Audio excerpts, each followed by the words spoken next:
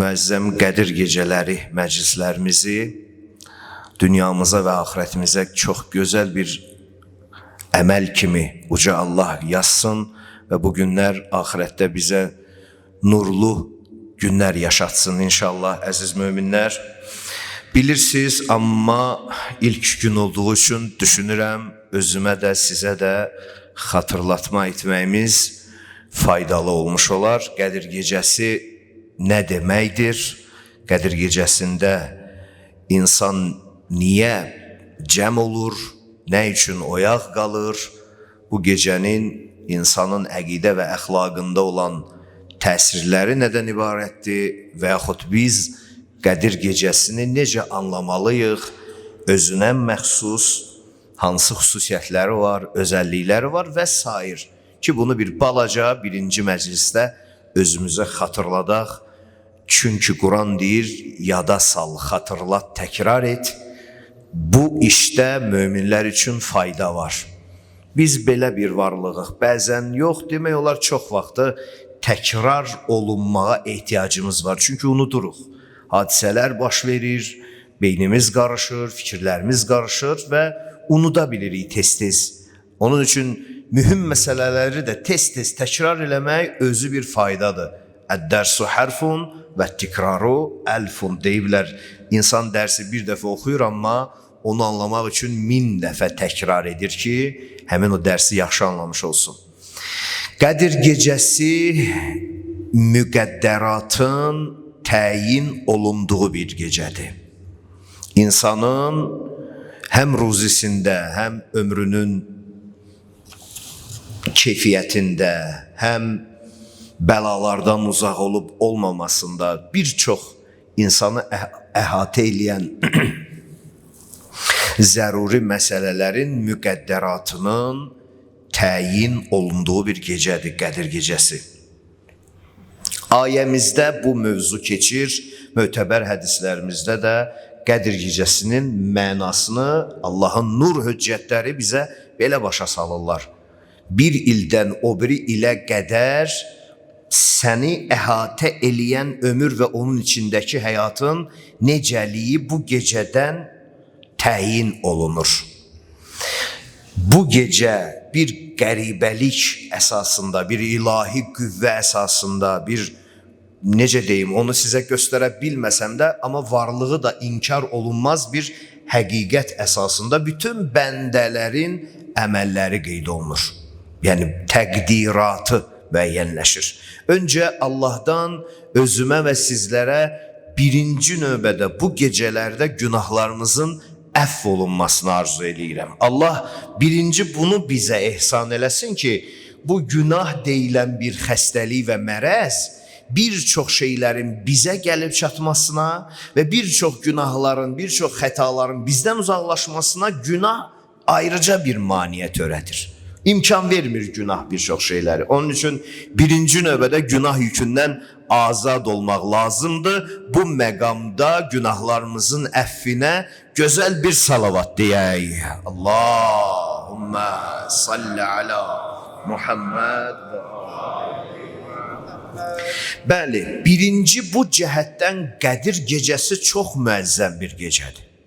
İnsan düşünsə ki, başına gələn hər şey özündən asılıdır və bu gecə o yazılacaq sənin ömür səhifənə və sən diqqət eləməlisən bugünə qədər nələr eləmisən, keçən ildən bugünə qədər nələrlə məşğul olmusan, nələri özün də yaxşı mənada qazana bilmisən, hansı günah və yaxud xoşa gəlməyən xasiyyətini doğrudan tərk eləyə bilmisən. Bax, bunlardır sözlər, mövzular, bəhslər, dəyərlərin hamısı bunlardır, əziz dostlar, əziz möminlər. Sadə vaxt keçirtmək deyil ki, özün özünü imtihan eləməkdir, özün özünü bir yaxşı mənada hesab kitab eləməkdir Qədir gecəsi. Bu baxımdan bu gecə çox müəzzəm gecədir. Çox müəzzəm gecədir. İnsan diqqət eləyir, yəni hər şey sənə qaydacaq bir gecədir. Nə qədər ixlasla, nə qədər səmimiyyətlə dualar olunmalıdır, nə qədər insan təmiz bu gecəyə daxil olmalıdır. Təkcə bədənə qüsul verildiyi kifayət eləmir. O da ibadətlər sırasına daxildir bu gecə üçün. Amma əsas ruhun təmiz olmasıdır və ruhun paklaşmasıdır. Bunu özümüz üçün istəyək inşallah. Başqa bir cəhət ki, bu gecəni müəzzəm bir gecə eləyir və digər gecələrdən üstün edir. Biri də Quranın nazil olduğu bir gecədir. Onun üçün birazdan o mübarək ayələri ən şah üzvümüz olan başımıza, ən şah üzvümüzə üzərinə qoyub Allaha çağıracağıq höccətlərinin vasitəçiliyi ilə, onlara təvəssüllə. Çünki onlar Allahın yanında hamımızdan, bütün bəşərdən üstün dəyərdədir. Allah onların nurunu başımızın üstündən əski eləməsin inşallah. Bir də bu cəhətdən ki, Qədir gecəsi müəzzəm bir gecədir, Quran nazil olub. Quran nazil olub demişkən, 6 gün içərisində elə sizlə bölüşəcəyim mühazirəm, mövzum da bu olacaq.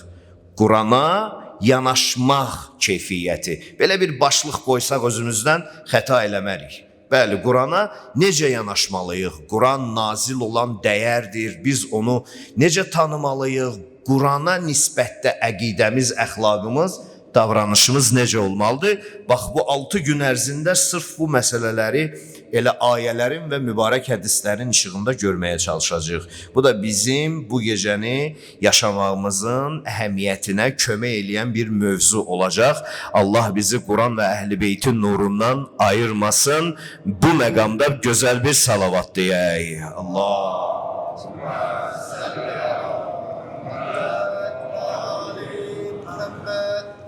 Ərz olsun mübarək hüzurunuza, hörmətli möminlər, ki, bu gecəni müəzzəm edən cəhətlərdən biri təqdiratın yazılması, biri Quranın nazil olmasıdır ki,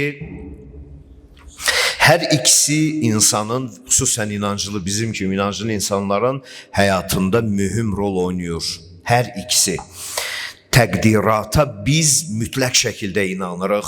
Çünki biz ölümdən sonra həyatın varlığını mütləq şəkildə, yəqin bir tərzdə inanırıq. Bəli, insan ölümdən sonra yaşayır. Onun üçün insanın etdiyi bütün əməllər boş-boşuna havalara getmir. Bir yanda yazılır, bir yanda qeyd olunur, bir yanda saxlanılır ki, sonradan o insanın özünə qaytarılacaq yaxşıları, pisləri, savabları, günahları. Bizə belə deyib Rəsul-i Əkrəm sallallahu aleyhi və aleyhi və səlləm. Bizə belə deyib 12 məsum imamımız aleyhimussalam əcməin. Həyat budur. Bizə həyata ciddi baxmağı öyrədiblər. Bizə həyata oyuncaq olmadığını öyrədiblər. Bizə ömürlə zarafat etmək olmaz deyiblər. Amma təəssüf ki, bugünkü dünyamızın insanları bu həqiqətlərdən çox dərin qəflətdədirlər. Çox dərin. Onlar üçün çox ağır olacaq. Allah hamımızı hidayət eləsin, nə deyək? Amma bir insanın həqiqətdən qəflətdə olması həqiqətin həqiqətliyini dəyişmir ki. Həqiqət olaraq o yerində qalıb. Mən qəflət etmişəm. O qəflət mənim xətamdır. Əziz möminlər. Bir bu cəhətdən və Quranımızı da inşallah ədəblə qarşılamağa çalışacağıq. Və Qədir gecəsində sizə demək istədiyim, deyə bilərəm bəlkə də zamanla unudulmağa çalışan tərəflərdən budur. Yaxud gedişat belə göstərir ki, Qədir gecəsində baş vermiş daha bir özəllik çox da deyilməsin, çox da danışılmasın. Həmin özəllik bütün müsəlman dünyasının, bütün inanclı qadın və kişilərin, yaşlıların, cavanların, kim olur olsun, bütün inanclı, yəni Allaha inanan, qiyamətə inanan, Peyğəmbərin dediklərinə inanan, onun bizə təqdim etdiyi gözəl o məktəbə, gözəl yola iman gətirən bütün inanclı insanların məsum imam deyə itaət etməsi gərəkən Mövlamız, şahımız, ağamız Əmirül Müminin aleyhisselamın bu gecələrdə zərbə aldığı, sonra şəhid olduğu gecələridir. Bu cəhətdən də Qədir gecəsi bir müəzzəmdir. Yəni əslində bir matəmdir. Əslində bu gecənin canında bir əzadarlıq var. Ən böyük birini itirdiyimiz üçün. Ən dəyərli birini, Peyğəmbərin canı dediyi, təsəvvür edirsiniz, nə deməkdir? Peyğəmbər buyurur ki, mənim canımdır, nəfsimdir, nəfsim. Yəni, nəfs nə deməkdir? Siz kimə desən ki, çıxart içindəkini göstər, ona qabiliyyəti çatmaz. Peyğəmbər sallallahu aleyhi və aleyhi və səlləm deyir, əgər mənim də içimi görmək istəyirsinizsə, Əli ibn Əbi Talib o mənim nəfsimdir, mənəm. Mənim içimdir, qərarı mənim qərarımdır, elmi mənim elmimdir, sözündəki olan kəskinliyi mənim kəskinliyimdir, ədalətim mənim ədalətimdir. Ona qulaq asarsınız, hidayət taparsınız. Ondan qabağa keçərsiniz, zəlalətdə olarsınız. Ondan arxada qalarsınız, zəlalətdə olarsınız. O sizin, o bütün bəşərin məsum imamıdır. Onun bilgisini Allah mayasında veribdir. O dərs oxumaqla bir şeyi bilməz. Onu Allah hələs mənim nurumu xəlq edəndə Adəmdən qabaq, onun da nurunu mənim nurumdan paralel olaraq xəlq edibdir. Onun üçün onun imamət və vilayəti bəşərin hidayət nümunəsidir və sair və ilaxir. Bax, bu əzəmətin zalim, dinsiz, imansızların əlində öldürülərək, zərbətlənərək, zəhərli qılıncla vurularaq şəhadətə çatdığı günlərdir eyni zamanda. Qədir gecəsinin bax bu xüsusiyyəti mühüm və ciddi bir şəkildə müdafiə olunmalıdır. Bəzi insanlar elə bilir ki, Qədir gecəsi yəni bayramdır da, gedək biraz musiqilər dinləyək, biraz başqa cür ab-ı hava yaşayaq. Qədir gecəsində ümumiyyətlə belə bir xüsusiyyət yoxdur. Qədir gecəsində dualar xüsusiyyəti var, Qədir gecəsində tövbə var, əhya saxlamaq var, qüsl, tamamilə paklaşmaq xüsusiyyətləri var. Amma elə bayram, toy bayram deyə bir şey yoxdur. Üstə də zaman gəldi, möminlərin imamını bu gecələrdə qıydılar, öldürdülər, şəhid elədilər. Bunu bir insan duymalıdır, hiss etməlidir. Sizcə bugün Peyğəmbərimiz sallallahu aleyhi və aleyhi və səlləm bu qədər tərif etdiyi, bu qədər canı dildən sevib və sevdirdiyi birinin zülmlə şəhid olduğu bir gündə hansı bir halda olar? Bunu bir təsəvvür edib mənə deyə bilərsiniz? Nə edər? Bayram mı edər? Toy bayram əhvalında olar, yoxsa qəmdə olar, qüssədə olar, kədərdə olar ki, bugün ən böyük olanı şəhid eləyiblər.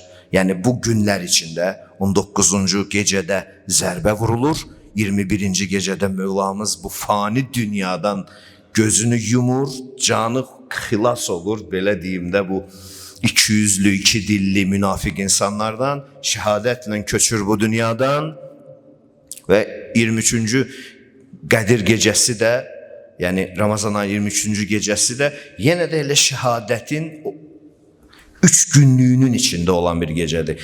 Hardan baxsaq bu 3 gecəyə, bu 6 gecəyə tərkibində bir şəhadət var. Bunu da xüsusi qeyd eləmək istəyirəm və Mövla Əmirül Müminin əleyhissalamı şəhadət edir. İrəliləyən dəqiqələrdə də Mövlamıza təvəssüllərimiz olacaq, amma istədim ki, öncə bu gecəni bir balaca beynimizdə yenidən təzələmiş olaq. Nələr olacaq, nə gecəsidir, niyə oturmuşuq biz burada, niyə bu 6 gün sərasər biz gecələr cəm olacaq, bu cür dualar edəcəyik. İnşallah bunların hamısını bilmiş olaq və ədəbimizlə, əxlaqımızla, dürüst əqidəmizlə, dürüst vicdanımızla inşallah bu gecəyə hər cəhətdən layiq olmaq arzusuyla, niyyəti ilə, səmmiyyəti ilə Peyğəmbər və Ali Peyğəmbərə gözəl, nurani salavat zikr elə. Allahümmə salli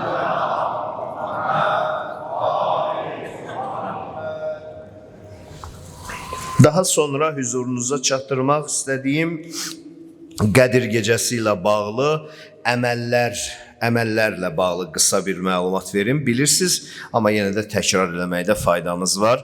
Əsasən bu gecənin 2 rəkət gecənin namazları var. Hər Qədir gecəsinin bu 6 gün içində hər gecə də qıla bilərsiniz, müstəhəbdir.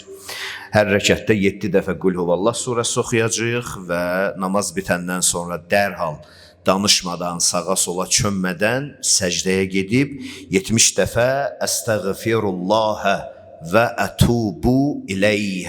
Axırında hı var, ileyh. Bu cür deyəcəyik. Əstəğfirullah və ətubu ileyh. Bilirsiniz, Allah hamınızdan ali dərəcədə qəbul eləsin. Qədir gecələrinin qüslu var. Ən yaxşı vaxtı şam azanına az qalmış vaxtlarda ala bilərsiniz. İmkanı olan insanlar, olmayan insanlar şam azanından sonra da və yaxud bura gəlməmişdən öncə də yaxın vaxtlarda ala bilərlər. Ondan sonra bu gecə Qədir gecələrində Əmirül-Müminin əleyhissalamın qatilinə 100 dəfə, yəni bir təsbih, lənət oxuma var. Bilirsiniz ki, mömin rəhmətin də yerini bilməlidir, lənətin də yerini bilməlidir. Çünki ikisi də inancından gəlir. Yəni təvəlla və təbərra.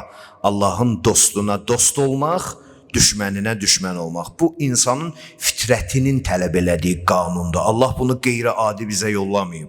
Bütün insan fitrətində belədir. Dostuna dostdur, düşməninə düşməndir. Heç vaxt normal insan düşmənə dost, dosta da düşmən olmaz. Əgər biz Mövla Əli əleyhissalamın, Peyğəmbərin ümmətə vacib olaraq təyin etdiyi bir imam gözündə bilirik, qəbul ediriksə, təbii ki, onu öldürən, onu qətlə yetirən o dinsiz Allah düşmənidir. Burada zərrə şübhə yoxdur. Və Allah düşməninə lənət oxumağı bacarmaq insanın Allaha olan imanının göstəricilərindən biridir. Onun üçün bu lənət bu gecənin əməlləri sırasındadır. Onun üçün belədir. Və bu zikri də kitablarda qeyd olunub, ərəbcə deyə bilənlər ərəbcə, deyə bilməsə də ən azından öz dilində də deyə bilərlər. Ondan sonra 100 dəfə istiğfar eləmək, ayrıca istiğfar eləmək bəyənilir. Gecə boyunca dualar var, mücür duası, Kumeyl duası, İmam Hüseyin əleyhissalamın bu gecədə ziyarətnaməsi və sair ki, dua kitablarında bunlar hamısı var. Mən bir-bir sizə bunu deyib, daha çox yormaq istəmirəm. Allah Taala bütün əməllərimizlə, bütün niyyətlərimizlə bu gecəmizi ali dərəcədə qəbul eləsin niyyətinə daha bir gözəl salavat deyək. Allahümmə salli əla Muhammed və ali Muhammed. Belə, əziz möminlər, inşallah biraz da söhbət edəcəyik.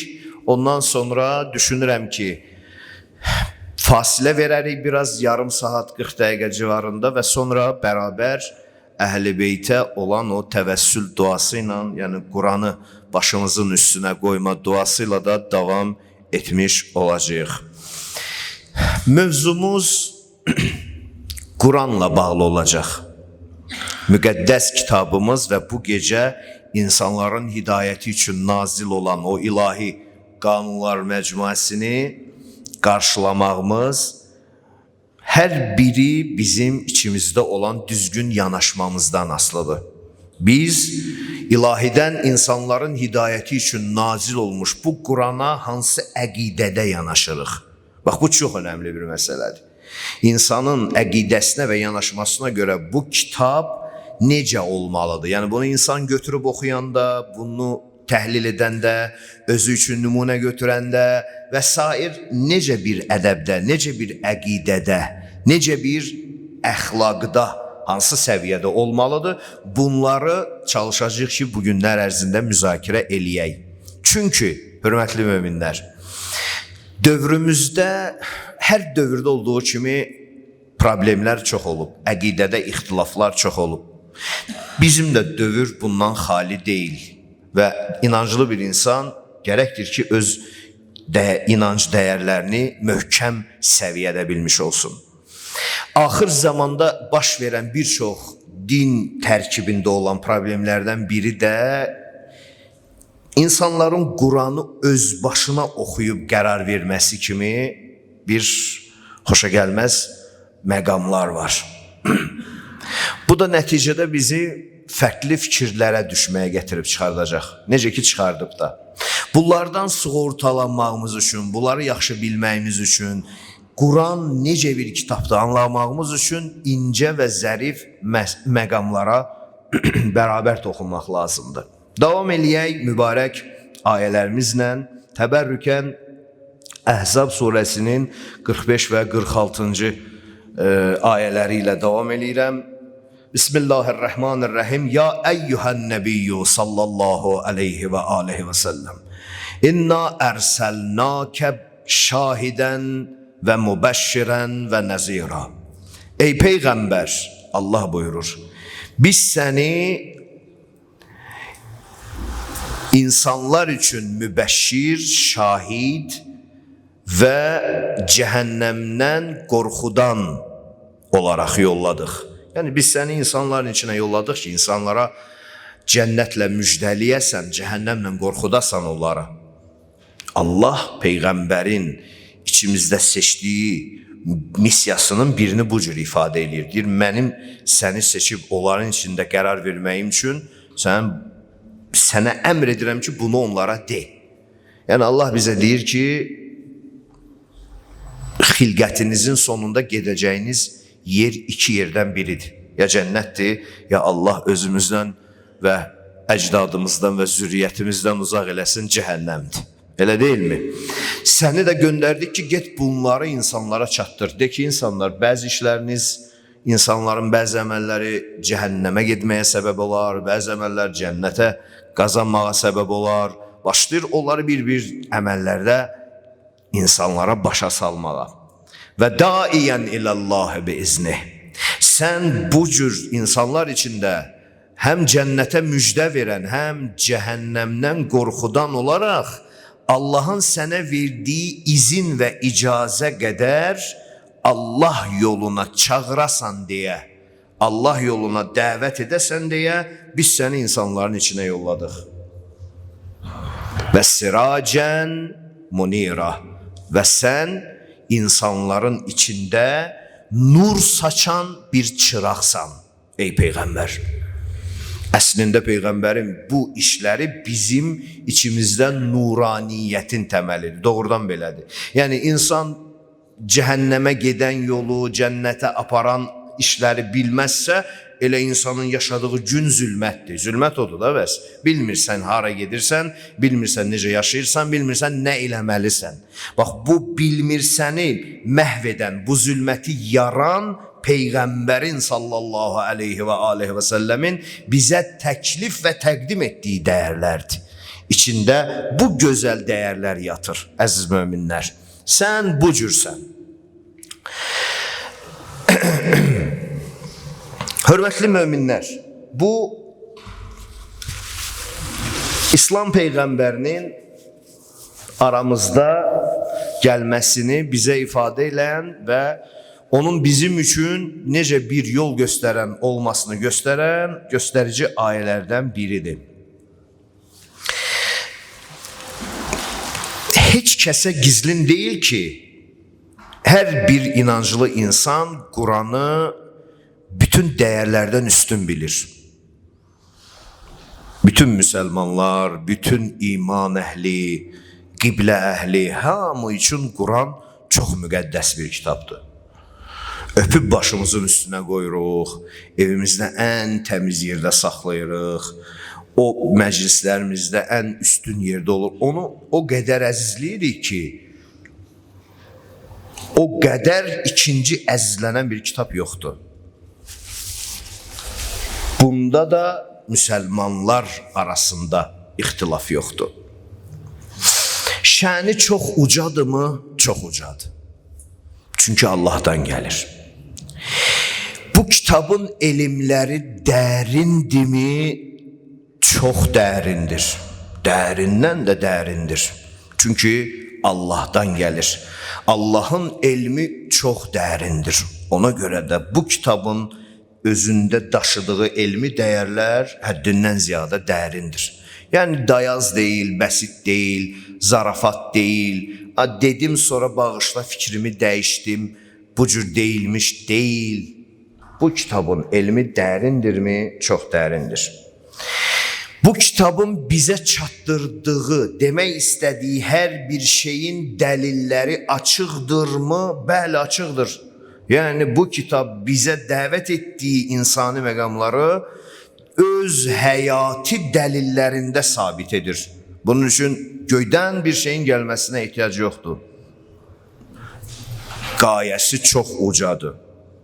Ən ülvi mətləblər cəm olub Qurani Kərimdə.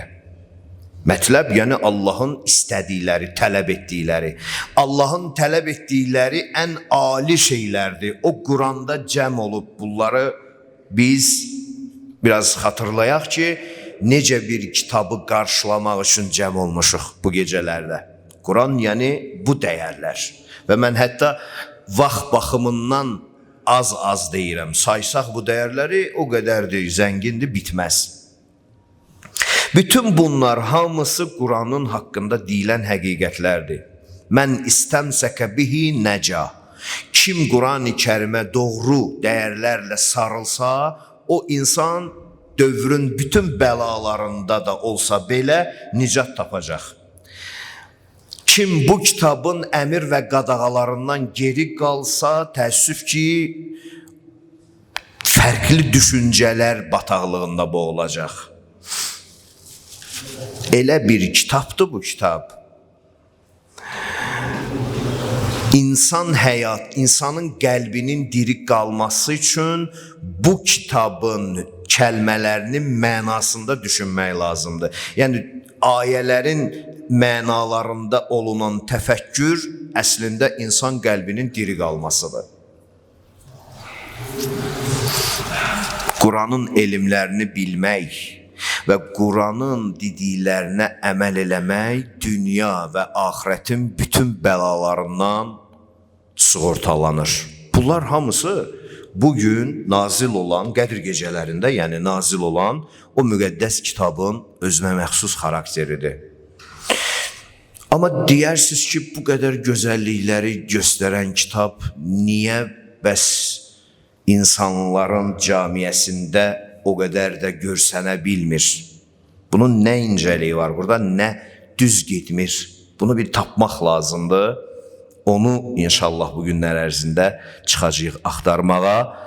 Amma buradan yüngül bir xatırlama eləyirəm. 6 günün söhbətlərini bir sanki müxtəsər formaya gətirirəm. Birinci gün sizlə bölüşürəm.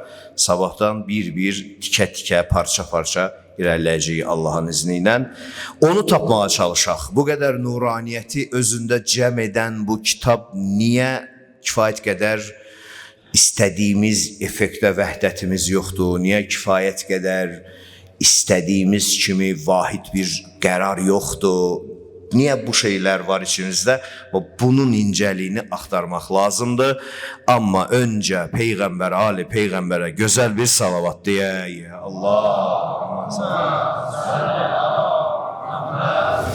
Quran bu qədər möcüzəli bir kitab olsa da, ilahi və səmavi bir nurani və hidayət mənbəyi olsa da, amma Quranın açıqlamasının özünə məxsus sirləri var. Deməli, elə bir kitabdır ki, öncə buna açıqlama ehtiyacımız var. Açıqlama olmazsa, o kitabda keçən cümlələrin mənalarının nəyi, necə istədiyinin tərzi bilinməzsə, insanın elə üzündən sadəcə üzündən oxuyub keçərək başa düşəcəyi şeylər yoxdur. Bir kitabın içindəki bütün həyatı idarə edən qanunlar var. Təsəvvür edirsiniz, bugünkü dünyamızda bizim həyatımız nə qədər müxtəlif hissələrə, parçalara geniş bir şəkildə bölünüb və hamısının da qaydası, yolu bu kitabda var. Lakin insan, gəlin etiraf eləyək, 10 nəfərdən 8-i öz başına bu kitabı oxuyanda bütün həyatın qaydalarını orada tapması imkansızdır. Və bunun üçün insanları qınamaq da olmaz ki, niyə başa düşmürsən bu Quranı? Axı, çox mütəşabih məqamlar var. Açıqlamağa, yozuma, təfsirə, izaha çox ayələr var. Demək olar ki, kitabın hamısı buna ehtiyacımız var. Onun üçün oxucunun başa düşməməsini qınamaq özü düzgün deyil. O kitab başa düşülmür öz başına oxunanda. Onun da bir dili var, onun da bir əxlaqı var, ona da bir yanaşmanın ədəbi tərzi, forması, üslubu var. O zaman o kitabla dil tapa biləcəksən, o zaman o kitab öz nuraniyyət qapısını sənin üzünə açacaq. Yoxsa çox bağlıdır, hər insan onu aça bilməz. Deməli, insanın şəxsi düşüncə və şəxsi ağlı ilə başa düşülüb yozulası bir kitab deyil. Yəni, ağılın bu kitabı şərh etməyə gücü çatmır. Doğrudan bu belədir. İnanmırsınızsa təcrübə eləyin. Yəni, bu qədər bir dolu kitabda 5-3 ayə, 5-10 ayəni açıq, səlis, bəyanı açıq olan ayələri anlayırıq demək, o demək deyil, biz o kitabın bütün ayələrini anlayırıq. İbadətlərin qaydaları, əxlaqi səciyyələr, əqidələr, ictimai məsələlər, insanların nə bilim al-ver məsələləri, evlənməsi, boşanması, bu qədər incəliklə hamısını A-dan Z-yə qədər o kitabda görmək olarmı? Bəncə yox. Bu qədər hər bir şeyi özündə bir cild kitab hamısını daşıya bilərmi? Bəncə yox. Bəs deyir ki, hamısı onun içindədir axı. Niyə bu görünmür? Aha, deməli görmək üçün başqa bir pəncərə yaradır Rəsul-i Əkrəm sallallahu aleyhi və aleyh. Ruhuna gözəl salavat zikr elə. Allah.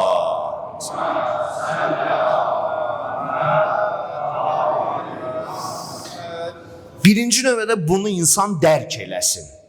Mərhələ-mərhələ gedirik. Ağılın icazəsi varmı bu səmavi kitabı öz başına oxuyub qərar versin? Ağıl qüvvəsinə Allah belə bir icazə və izin veribmi? Hamınız ağıllı insanlarsınız. Hamınız maşallah dərrakəli insanlarsınız. Bilirəm içinizdə o qədər ziyalı insan var maşallah. Tanıyırıq bir-birimizi hamımız. Ağılın özünün gücü varmı? Yəni şəxs, adam özü, mən və sən, biz və siz öz başına bu kitabla yaşayıb hər bir dini, axirət, dünyavi, maddi, mənəvi ehtiyaclarımızı necə etməyimizi oradan öyrənə bilərikmi? Biraz məşğul olsan görəcəksən ki, xeyr. Ağılın buna müstəqil gücü yoxdur. Ağılın müstəqil buna potensialı yoxdur.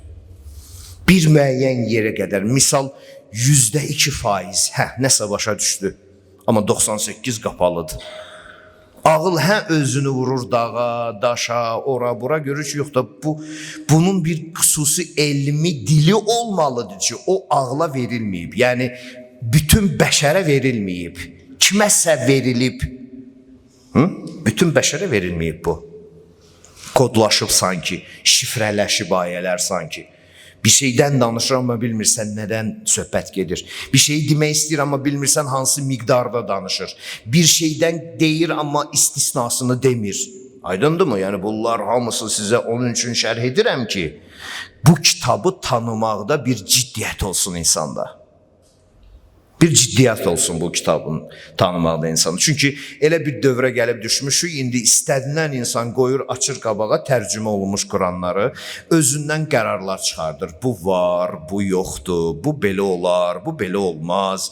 Bizə kifayət eləyir Qurani Kərim, bizə başqa şey lazım deyil. Halbuki zərrə qədər o kitabın həqiqətindən xəbəri yoxdur. O insanlar öz ağıllarının zərrə, kiçik, məhdud düşüncələrini yol bilirlər, hidayət bilirlər. Onun üçün məhdud təfəkkürü ilə Quranı yozmaq qədər böyük cinayətə cəsarət edirlər. Böyük bir cinayəti doğru sayırlar. Zəlalətdir bu. Bu zəlalətdir. Heç kimin inanmırsınızsa mənə özünüz təcrübə eləyin də, qurban olum sizə. Bu qədər İşiniz var həyatda, işləyirsiniz, alver edirsiniz, nə bilim, evlənir insan, başına işlər gəlir insan, ölür, gedir. Bütün bunların hamısının qaydası, qanunu, incəliyi, namazın rəkəti, orucun səfəri, qaydası, həccin osu, busu, vergisi, hamısını tapın, görün bu incəliklər varmı, görünürmü, görə bilirsinizmi ayələrdə bunları? Tapmaq olur mu bunları? Sən külliyat düsturu tapdın, namaz qıl. Namazın neçə min dənə babı, fəsli var, əhkamı var. Namaz qılanın paltarı, namazın vaxtı, namazın məkanı, namazın qorxu namazı, istisqa namazı, qəza namazı, o namazı, bu namazı, bu hökmdə qadın üçün bir cür, kişi üçün bir cür, osu belə cəmaat bir cür, fərdi bir cür, nəzirlə bir cür. Əhkam doludur içində. Bütün bunları bir cilt kitabda görə bilirmi insan? Bu bir namaz, namazdan sonra gəldi oruc, sonra gəldi o qədər əhkam, borcun əhkamı, icarəyə verməyin əhkamı, o qədər cüaləsi, osu, busu. Hamısını görmək olur mu bunların? İmkan var mı bunları görməyə? Çox təəssüf. Bunu başa düşmək. Mən istəyirəm birinci bu mərhələləri başa düşək ki, anlayaq ki, mən şəxsi təfəkkürümlə bu kitaba açıqlama vermə qabiliyyətinə malik insan deyiləm. Elə bir səlahiyyətim də yoxdur mənim. Nəinki mənim, heç bir bəşərin seçilmişindən başqa, o kitab kimə xitab olunubsa ondan başqa, o istisnadır. Biz ona əziz İslam Peyğəmbəri deyirik, sallallahu aleyhi və aleyhi və səlləm. Çünki ona nazil olub, o elm, o kodlaşan, altında batini mənalar yatan dəyərlər onun ruhuna ilham olub Allah tərəfindən. O dediyi mənalar şərh olur, mənim ağlımda deyən şeylər yox. Birinci bunu anlayaq. Yəni, Quranın açıqlamasında gizlənən sirlərə adi bəşərin ağıl səviyyəsi qətiyyən yol tapa bilməz. Quranın içində olan batini həqiqətlərə qeyri-məsum insan yol tapa bilməz. Əgər məsumdan əldə etmirsə, bu mühüm bir məsələdir. Quranı müdafiə etmək üçün çox önəmli bir məsələdir. Elə ixtilaf, fərqli fikirlər, birinin belə deməsi, birinin başqa cür deməsi, bu Qurana nisbətdə hamı da Qurandan danışır, amma görürsən ki, fərqli cürlər olur. Bu nədən yaranır? Elə səbəb budur ki, hərə öz düşüncəsi qədər danışır. Quranın adından danışır, amma öz adından danışsa heç bir müşkül olmaz, amma Quranın adından öz düşüncəsini danışır. Deyir ki, Quran belə dedi, amma şafetqə versin uşaqlar.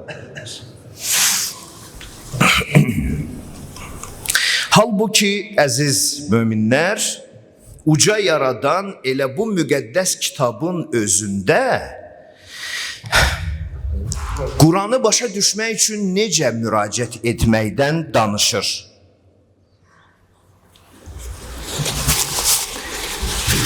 Quranın açıqlamasını, yəni batini dilini bilmək üçün hara necə müraciət etməyimizə, yəni rücu etdiyimiz, mərcə etdiyimiz tərəfi bizə deyir. Deyir, bu əhli zikirdir ki, onlardan soruşun. فَأَسْأَلُوا أَهْلَ الذِّكْرِ إِنْ كُنْتُمْ لَا تَعْلَمُونَ. Bilmirsiniz, anlamırsınız, başa düşmürsünüz, çətindir bilirəm, izaha ehtiyac var bilirəm, amma bunun da yolunu sizə qoyuram. Zikir əhlindən soruşun. Gəlirik, soruşuruq, ya Resulallah, bu zikir əhli kimdir? Kimdən soruşaq? Həzrət deyir ki, bu zikir əhlindən məqsəd mənəm birinci və mənim sizə itayətini vacib etdiyim risalət sahibi olan əhl-i beytimdir. Soruşacağınız, rücu edəcəyiniz bu Quranın dili buradır. Bu qapıya müraciət eləyəcəksiniz. Bu qapının danışdığı Quran dili ilə danışacaqsınız. Bu qapıdan gələn Quran dilinin əhkamına əməl edəcəksiniz. Bu zaman Quran sizi hidayət etmiş olacaq. Diqqət edirsən, bəzi dostlar. Müraciət eləyəcəyiniz insanlar əhli zikirdir, əhli tənzildir, əhli təvildir, Quran ayələridir. Tənzil yəni nədir? Onlara nazil olub, suallar onlara müraciət olunmalıdır. Yəni, Quranın bizdən istədiyini bilmək üçün müraciət etdiyimiz suallar. Mən niyə yaratmısan? Nə istəyirsən? Niyə öldürürsən? Yaxşı, mən nə etməliyəm? Necə insan olmalıyam? Baba, bu suallar. Bu sualların müraciət eləyəcəyi yeri zikr əhli deyilən Peyğəmbər özü və əhl-i beytidir. sallallahu aleyhi ve aleyhi ve sellem. Həmçinin onlar o ailədir ki, bu qanunlar onlara nazil olub. Yəni nazil olub səmadan, ilahinin əmri ilə Cəbrail gətirib, bunu İslam Peyğəmbərinə gətirib sallallahu aleyhi və aleyh və gətirdiyi ayənin tərkibində onu bilmək qabiliyyəti də gətirib. Yaxşı, ayəni deyir, sonra onun mənasını bilmək qabiliyyətini də Peyğəmbərə Allah verir. Peyğəmbər sallallahu aleyhi və aleyh həmin qabiliyyətin, həmin məsumiyyətin, həmin ülvülüyün özündən sonra kimlərə keçdiyini açıq-aşkar deyir. Ayə oxuyuram sizə. Bu ayəmiz Ali İmran, üzr istəyirəm, bəli, Ali İmran 7-ci ayə olmalıdır. Bismillahirrahmanirrahim. وَمَا يَعْلَمُ تَعْوِيلَهُ. Bu ayələrin açıqlanmasını heç kim bilməz. İllallah, Allah'dan başqa. Bu sizə göndərilmiş bu hidayət mənbəyi olan kitabın tərkibində olan ayələrin təviləhu, yəni onun açıqlamasını, niyəsini, nə istədiyini və s. heç kəs bilməz. İllallah. Yalnız Allah bilər, çünki ayəni qərar verən odur. Öncədən o, hər bir ayə bir düsturdur da, düzdürmü? İndi dövr zaman dəyişib, biz bu ayələri həyatımızın konstitusiyası eləyə bilmə dərəcəsində deyilik. Amma mömin gərəkdir belə eləyə. İndi olub məclis kitabı, indi olub nə bilim qəbirstanlıq kitabı, indi insanların bu ayələr və mənaları həyatlarına o qədər də mühüm effekt vermir. Dünyamı çətinləşib, zamanımı dəyişib, insanlarımı dəyişib, bilmirəm. Amma əslində bu ayələr hər biri insanın dünya və axirətinin xoşbəxtliyini təmin edən qanundur, maddədir, bir konstitusiyadır. Onun üçün deyir ki, bu maddənin, bu qanunun mənasını, hökmünü, təvilini bilməz Allah'dan başqa və rasixunə fil ilm, elmdə möhkəm qaya olanlardan başqa. Ər-rasixunə fil ilm, yəni elm aləmində, bu Quranın dili aləmində onlar möhkəm qayadır, möhkəm dağdır, dağ. Bunun da ayəsini gəlirsən Peyğəmbərdən soruşursan ki, ya Resulallah, ər-rasixunə fil ilm kimdir? Deyir, mən və mənim əhl-i beytim. Mən və Allah onlar ki, Allah onlara risaləti verib ki, mənim əhl-i beytim, bu risalətin sahibləri. Onlar 12 məsum imam, 14 məsum insandılar, ruhları ölənlərimizə şəfaətçi, qalanlarımıza duaçı olsun niyyətindən, bizdən də ruhlarına gözəl salavat ehsan olsun.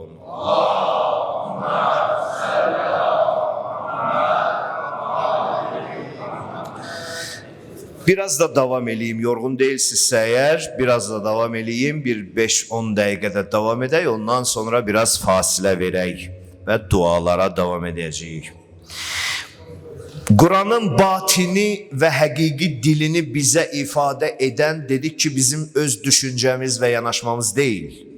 Bu, Quranın nazil olduğu ailənin içində, ruhunda olan bir elmdir. Bu əziz Peyğəmbərimizə aiddir sallallahu aleyhi və aleyh və sonra əhl-i beytinə.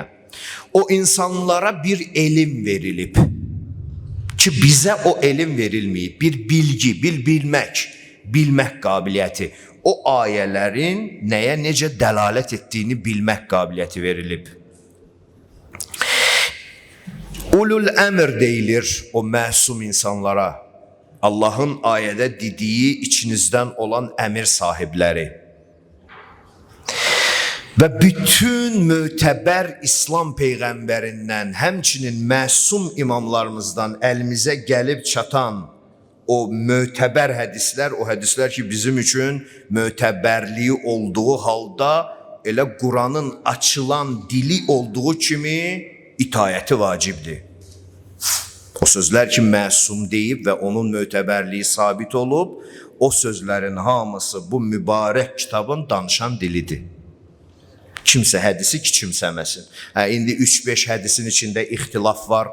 3-5 nəfər hədisi qarışdırıb, nə bilim biri belə deyir peyğəmbər adından, biri elə deyir. O demək deyil ki, doğru olan hədislər getdi havaya. Xeyr. Əlbəttə ki, ixtilaf olacaq. Özlərini öldürüblərsə sözlərini dəyişməzlər. Əlbəttə ki, olacaq. Amma oxuyan, xəbərdən xəbəri olanlar yaxşı bilirlər. Düz nədir, yanlış nədir? Bunu çox yaxşı bilirlər.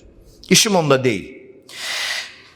Onlar Allahın iradəsini ən dürüst, ən doğru və ən Allah istəyən şəkildə əldə eləyən bir daxili bilgiyə sahibdilər. İstəyirəm, Peyğəmbər deyəndə ki, Əhl-i Beytimin dilində olan Qurana qulaq asın, o sizi hidayət aparacaq. Onlarda olan nəyin, o böyük xüsusiyyəti biraz bilək. Bax, o var, içlərində bu var.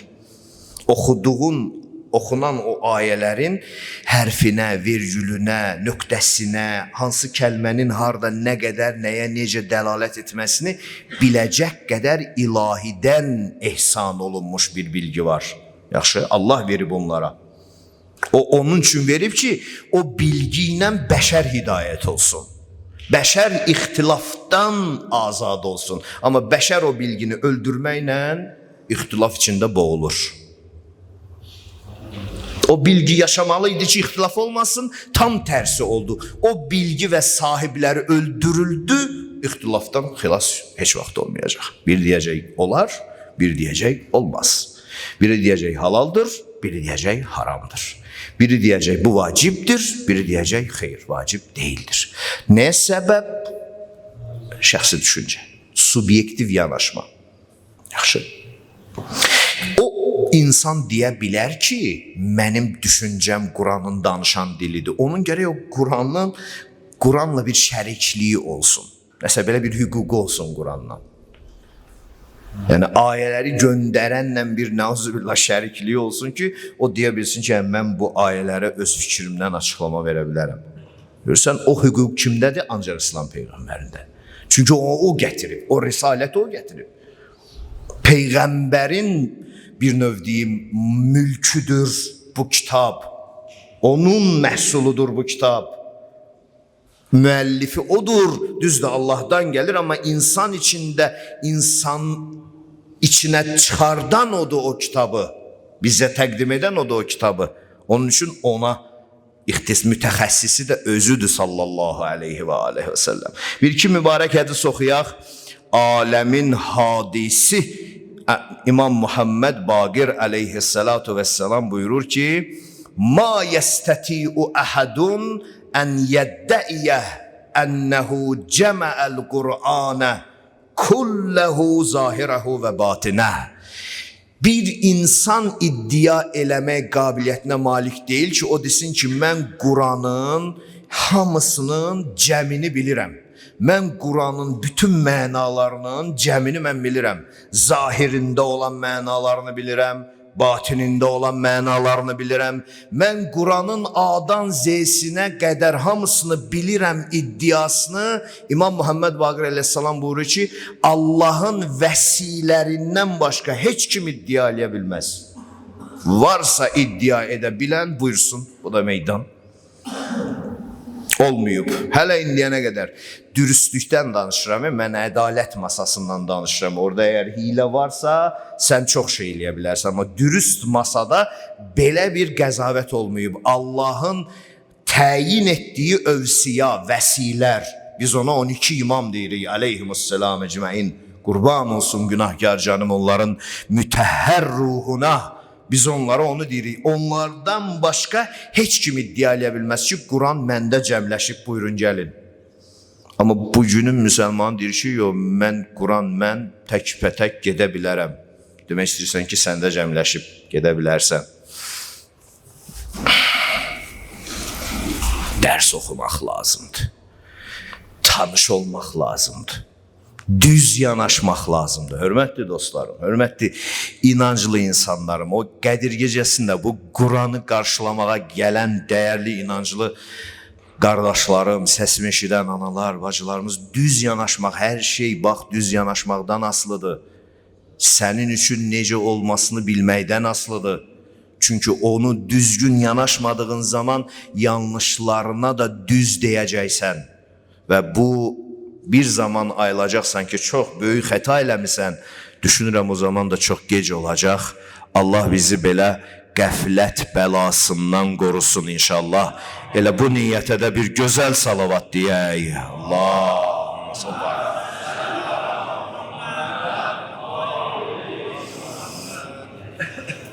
Quran elə bir kitab olub ki, İslam peyğəmbərindən sonra bütün insanlar özlərinə o insani dəyəri bu kitabda qazanmağa çalışıblar.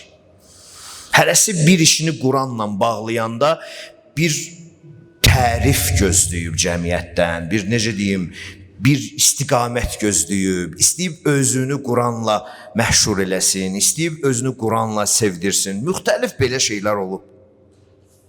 Bu əslində əgər Quranın mütəxəssislərinin dili ilə davam edən bir üslub olsaydı, bu hidayət edərdi insanı. İnsan bütün əməlini Quranla etmiş olardı. Amma müstəqil özün belə bir yolla getdiyini düşünərsənsə, bu çox xətalı bir şeydir. Davam eləyək, Mövlamız İmam Muhammed Baqir Əl-İslamın başqa bir mübarək hədisi ilə buyurur ki, bir nəfər insan yoxdur iddia eləyə bilsin ki, Quranı Allah nazil elədiyi səviyyədə bilir. Kim belə bir iddia eləsə, desə ki, mən Quranı Allahın nazil elədiyi bütün mənalarının səviyyəsində bilirəm. İstədiyi kimi mənalarını sinəmdə qoruyub saxlamışam iddia eləsə, kim bunu Əmirul Müminin Ali ibn Əbi Talibdən və ondan sonra gələn məsum balalarından başqa kim belə bir iddia eləyibsə, buyurur ki, o yalancıdır. İlla kəzibə, o yalancıdır. Ona doğru insan kimi baxmayın. Yəni demək istəyir ki, bu Quran məanisi, əhkamı, mənalarının sinədə qorunması, yəni təhrif olunmaması, bütün bu cəhətlər Allah Peyğəmbərinin vəsisinin elmindədir. Bu da çox gözəl bir cümlədir. Bir nümunə deyim sizə, başa düşək ki, bu Quranı başa düşmək öz başına nə qədər çətindir. Bunu başa düşmək üçün. Əmirul Müminin əleyhissalatu vesselam bir gün Abdullah İbn Abbas Mövlamızdan Quranın təfsiri haqqında sual eləyir. Bir sual soruşur. Mövlamız deyir ki, sual verir ki, İbn Abbas, Quranın birinci əvvəldə olan, Quranın əvvəli nədir, ilki nədən başlayır? Buyurur ki, Mövla Fatihədən başlayır. Elə kitabı açan deməkdir də Fatihə. Fətəhə, yəftəhu, miftahun bir şeyi açmaq. Fatihə yəni kitabı açan surə. Allah Teala o mübarək surələrin nurunu, bərəkətini başımızdan əski eləməsin. Bizi Quranına, Əhl-i Beytinin nuru ilə yaxınlaşan bəndələrindən eləsin inşallah. Bir Fatihənin əvvəli nədir? Buyurur ki, Bismillah kəlməsidir. Deyir, Bismillah kəlməsinin əvvəli nədir? Əmir-əl-Mömin əleyhissalam sual verir. Deyir ki, Bismi kəlməsidir. Allah kəlməsini çıxsaq, orada Bismi kəlməsi qalır. Deyir, bəs o kəlmənin əvvəli nədir?